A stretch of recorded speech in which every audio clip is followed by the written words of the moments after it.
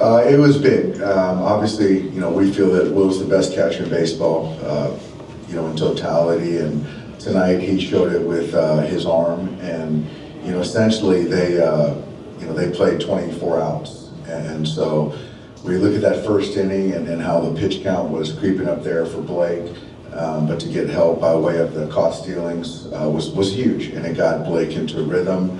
And anytime you can get outs on the bases was big, and so that was big from Will. And then Blake settled in nicely, and to see him get through 6 innings was certainly helpful. And I thought there was a lot of good. I thought the fastball started getting better. I thought the changeup started getting better, the slider better. So it was just really helpful, going into this last one, to have a good pen in line, and then to have Glass taking the mound to follow the lead of these last 2 guys. Going into this series, you talked about just how valuable the outfield was, and guys being able to turn the page and kind of get back on track.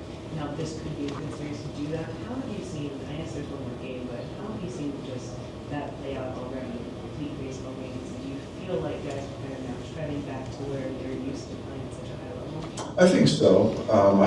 That off day came at the right time, and I think the Padres coming to town came at the right time as well, as far as kind of like I talked about, kind of heightening the focus, and guys just came in fresh. You can just see there was a quiet intensity, focus, but it starts with starting pitching. I think that right now we all know that's a big strength of ours, and so when you get good starting performances and build a 0 in the first and catch a lead, then you can kind of play a little bit more free and easy.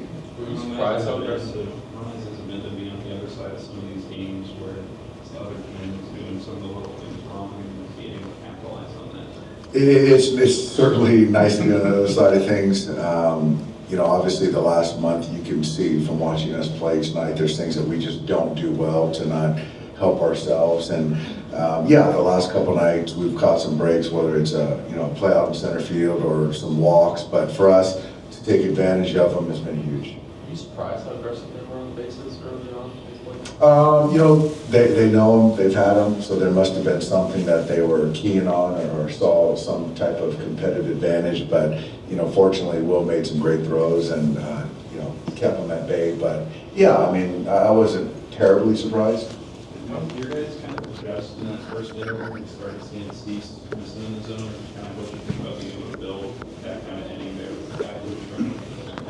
I thought it was great. I think, the guy that has big stuff, it's hard to trust getting deep into a count, running a count, taking close pitches, but, clearly he was being a little bit too fine and getting behind hitters, and our guys were taking walks, which was big, and got the pitch count up and couldn't get them through 4. So, got to look at some other guys in the pen, and so that was good.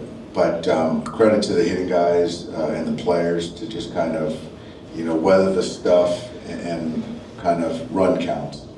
We saw you tip your cap to Conforto on a 2-run, 2-out single, and then he has shared that you guys had a conversation. Could you share with us a little bit of what it is and you got his confidence up to?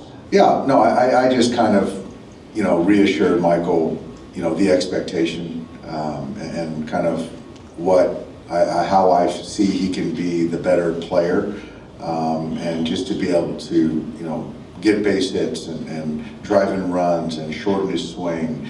And I don't know, the last couple nights I've seen just better at bat quality, and he's come up with a couple big hits for us. So I think for me it was just that the hat tip was just reassuring that I just really proud of the way he's still fighting. And when you're hitting in that part of the order, that's what we need.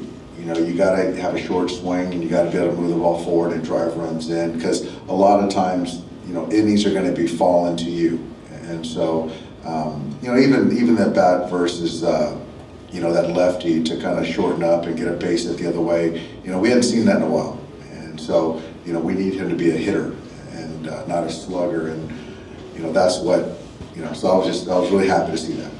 And Henriquez threw the fastest pitch on your staff to 103.3. How nice of a weapon is that to have in your bullpen when he's healthy, to be able to come out there? It's pretty special. It's a special talent. He's a young kid, but he's not scared, and he's definitely uncomfortable at bat. And to be able to deploy him and start to build the trust in him, I think that's very comforting for all of us. And I put him in some big spots, and he's passed every test. So yeah, it's been fun, and I didn't appreciate it was 103 miles an hour, but it's a special arm. We made a big deal about you guys falling out of first place. Is it nice to be able to jump right back in and get sole possession of the division? It feels good. I just think for me, it's, you know, obviously wins are great. We're going to sleep well tonight, be ready to win 3 tomorrow. But I'm just happy that we're playing better baseball. It just seems like we're playing clean baseball. We're minimizing the walks, taking walks, not making outs on the bases, converting outs when we need to. And, you know, when you have the talent that we do, you just got to kind of play good baseball. And if you do that, then we're going to win more than we lose. But so I think for me, that's the main thing. And you know, we had a chance to win 3 against the Blue Jays a week ago, so we've got that same opportunity. You know, we know Darvish, we know what he's going to do, and we got our guy going tomorrow, so this is a good time to, you know, go for the jugular before we go to Denver. You mentioned the need for length from your starting pitching. What does it need you to get 6 innings from your starters on back-to-back nights? It's good. It's big. You know, we got some guys in the pen coming back, but you know, to not redline these pen guys right now. I think that, you know, you look at our pen, you know, there's going to be 6 or 7 guys that are available tomorrow. I feel good about all of them to prevent runs. So, and that starts with Clayton and what Blake did tonight. We're just seeing Shohei. We go like that. We will keep up. Yeah. I think Shohei, you know, clearly, you know, Cease wasn't going to get beat by Shohei.